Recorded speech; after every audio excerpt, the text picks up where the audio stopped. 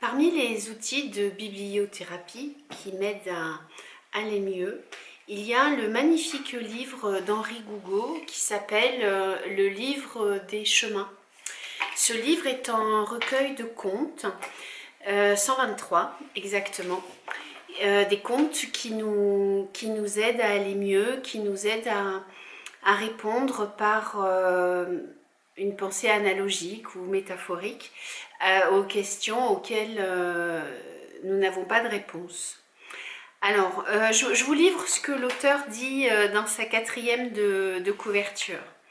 Les contes ont pour berceau la nuit des temps.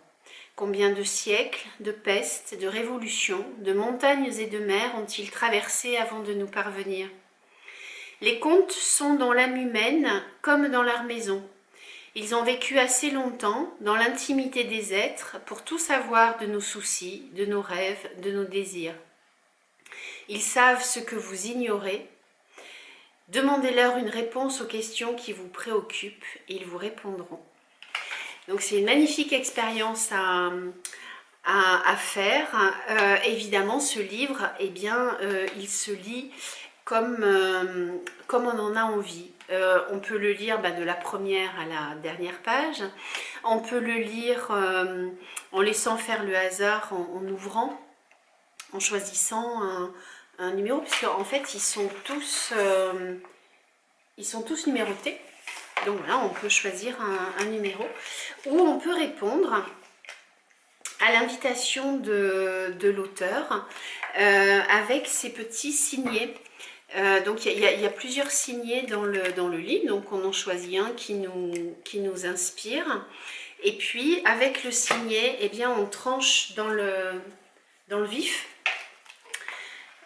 pour trouver le conte qui répond à la question que l'on se pose. Donc les contes sont assez courts, ils se lisent en général sur que quelques pages, et puis ils se terminent ici, vous voyez, par 3 conseils. Chaque conseil étant rattaché à un des signets. Et donc en choisissant le signet, du coup vous trouvez le conseil qui vous est rattaché. Alors aujourd'hui, moi je vous donne le conseil du jour qui est rattaché à ce conte, les deux célibataires. Donc je cite: ne pas se moquer, ne pas déplorer, ne pas détester, mais comprendre. C'est une phrase de Baruch Spinoza. Allez, juste parce que c'est vous, je vous la redonne. Ne pas se moquer, ne pas déplorer, ne pas détester, mais comprendre. Sur ce, je vous souhaite de belles lectures, que ce soit des contes ou des phrases de Spinoza. Bonne journée!